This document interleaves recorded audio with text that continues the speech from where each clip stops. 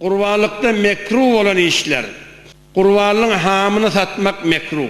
Derisini satmak mekruh.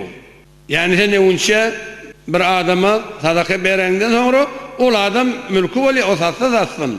Şu kurbanlık çalan adam derini hamı satmalı. Ya sadaka vermeli, ya ödü işlemeli, ya da aynı bilen menfaatının yanında da bedel etmeli. Üçüncü mekruh, kurbanlık kırkmak mekruh. Kurbanlık deyip alandan sonra şunu kırkmalı.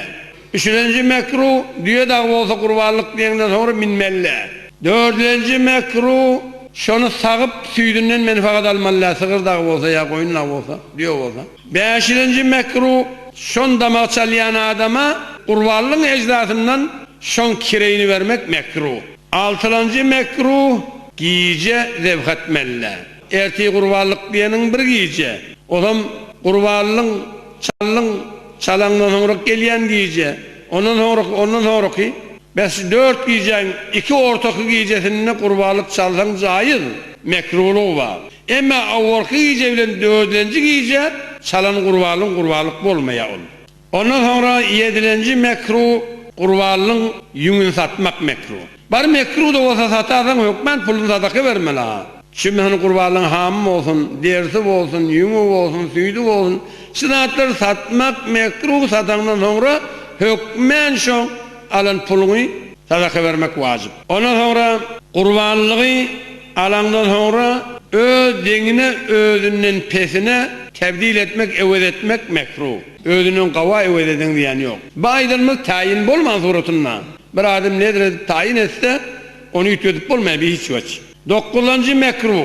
Kurbanlığın damağın çalandan sonra ennâmi savîmâka şunu yüzmek mekruh.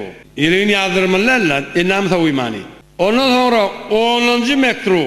Bir adam bana kurbanlık düşenak deyip de tavuk, horoz, buğalam çalsa mekruh. Koyuna gücüm etin ağılın şunu çalayın deyip durmalı.